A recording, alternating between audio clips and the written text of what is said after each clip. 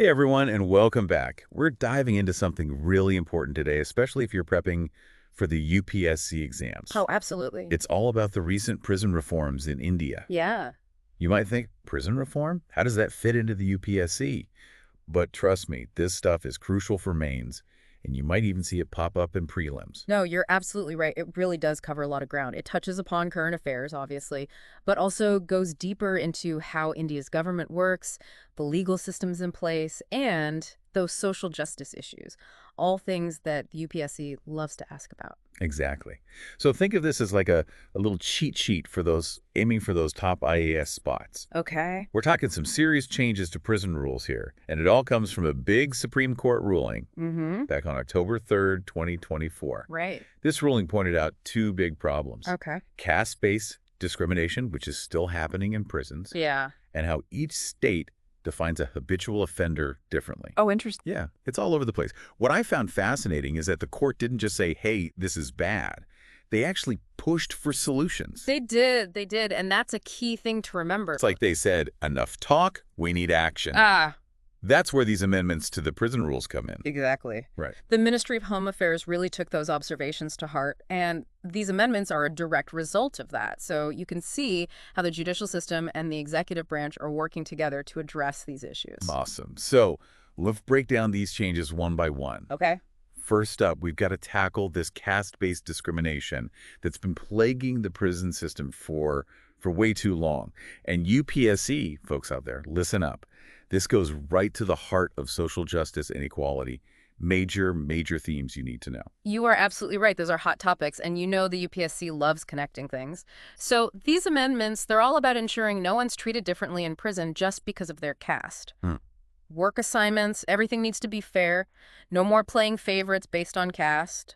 That's gone. Now, I bet some of you listening are thinking, that sounds great, but how do we know it's actually happening? How are they making sure things change on the ground?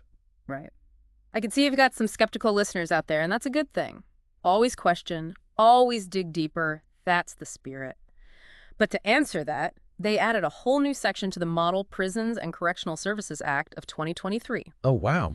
Section 55A, and it's all about making caste-based discrimination illegal in prisons. This isn't just talk, it's the law now. They're serious about this. They put their money where their mouth is, huh? They did. They did. That's awesome. And there's this other change that really hit me. Remember the 2013 Act, the one that banned manual scavenging? Yes. Well, guess what? It now covers prisons, too. Oh, wow. Yeah. No more forcing inmates to do that degrading work. Right. Forcing inmates to do that was completely against basic human rights. Just awful. So extending this act, it sends a clear message. Everyone deserves basic dignity, even if they're in prison. And that, my friend, is straight out of the UPSC playbook, connecting human rights with current events. Golden. Okay, future IAS officers, you heard it here first.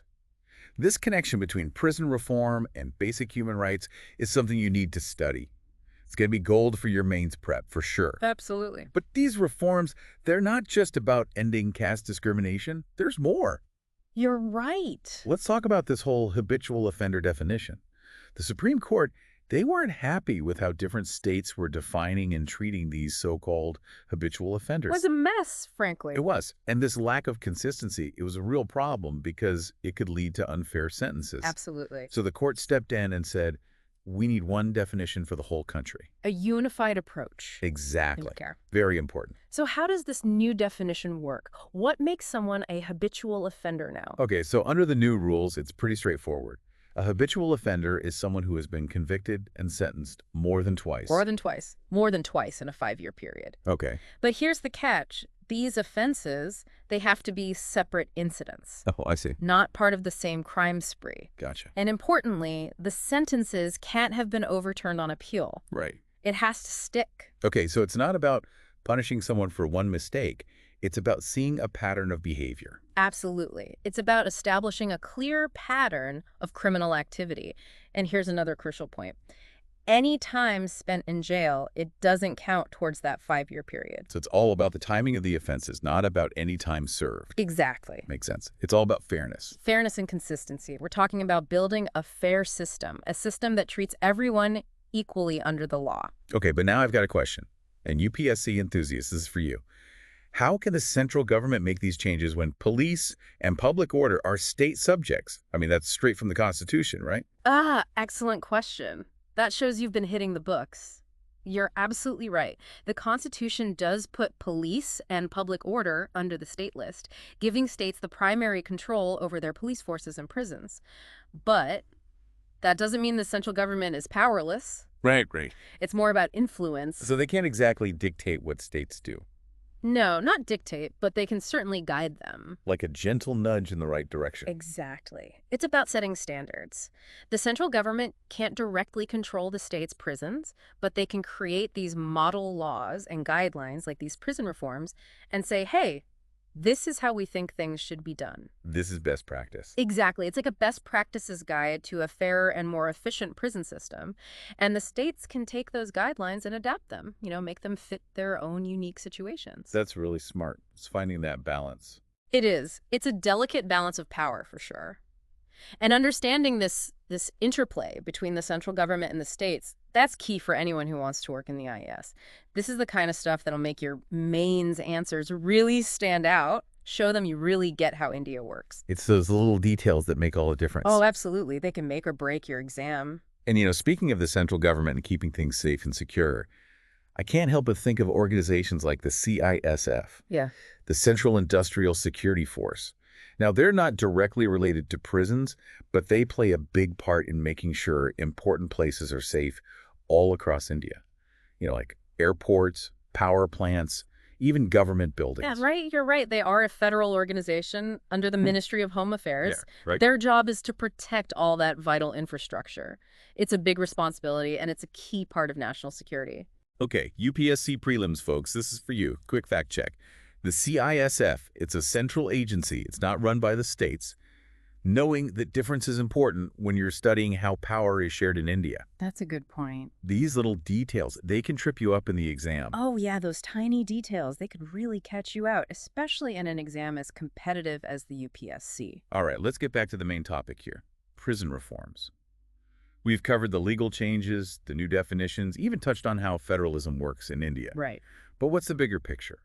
Why should anyone care about this besides those taking the UPSC exam? That's the real question, isn't it? What's the so what? Exactly. These reforms aren't just about legal jargon or changing the rules on paper. This is about changing how India sees its prison system and, more importantly, how it treats the people inside those prisons. It's about recognizing that everyone deserves to be treated with dignity, even if they've broken the law. Absolutely. This is about moving away from just punishing people and towards rehabilitation. It's about making the system more humane.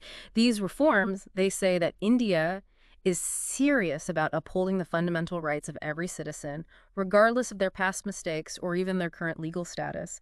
And that, my friend, is a theme that goes way beyond the UPSC exams.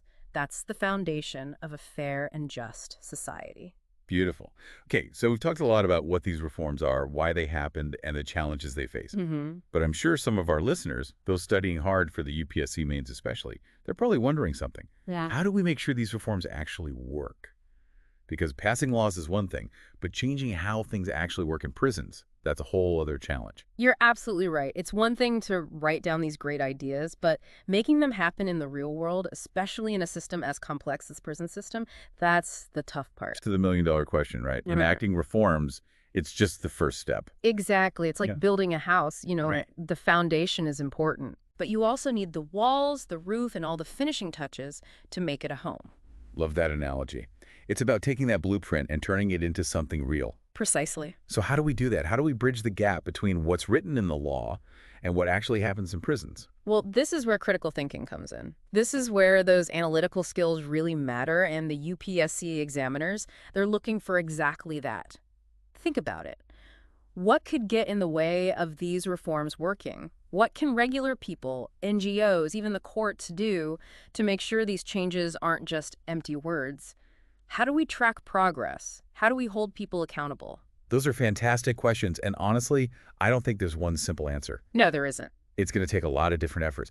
We need to change the laws, yes, but we also need to change people's minds. We need more transparency in prisons.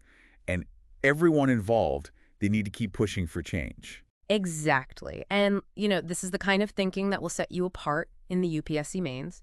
Show them you get it. You understand the details of these reforms, but you also see the bigger picture. You can see the challenges, the potential solutions, and the different perspectives involved. It's about showing them you're not just a bookworm who can memorize facts and figures. No, not at all. It's about being a thinker. Absolute. Someone who can look at a complicated situation, Yes. analyze it from different angles, Exactly. and come up with solutions. Exactly. The UPSC, they're not just looking for people who know stuff. They're looking for future leaders, people who can understand complex problems and who are passionate about making things better. And these prison reforms, well, they're a perfect example of that. So for everyone listening out there, especially those of you studying hard for the UPSC, remember this. This isn't just about passing an exam. No. It's about understanding the issues that are shaping our country, the systems we have in place, Yes. and how we can make things better. It's about developing that critical eye, that questioning mind, and having a deep, deep commitment to justice and equality. And those qualities, those are the things that will make you a great civil servant, not just someone who passes an exam. Couldn't have said it better myself. You got it. We covered a lot today. Yeah, we did. We talked about that big Supreme Court ruling, the specific changes they made to the prison rules, the laws behind them, even how our government works with the states. We did. And we talked about how important those analytical skills are, how to connect what you learn from books to what's happening in the real world. That's key for the UTSC, and it's key for being a good civil servant, for serving the people. And remember, this is just the tip of the iceberg. It is. There's so much more to learn. A whole ocean of knowledge out there. So keep learning, keep asking those tough questions, and never, ever give up on that UPSC dream. Absolutely. Stay curious, stay engaged, and keep digging deeper. Keep learning. And hey, if you found this deep dive helpful, hit that subscribe button and give us a like. It helps us reach more people just like you. Yes, it does. We've got a ton of exciting episodes coming your way, so stay tuned. Until next time, happy studying.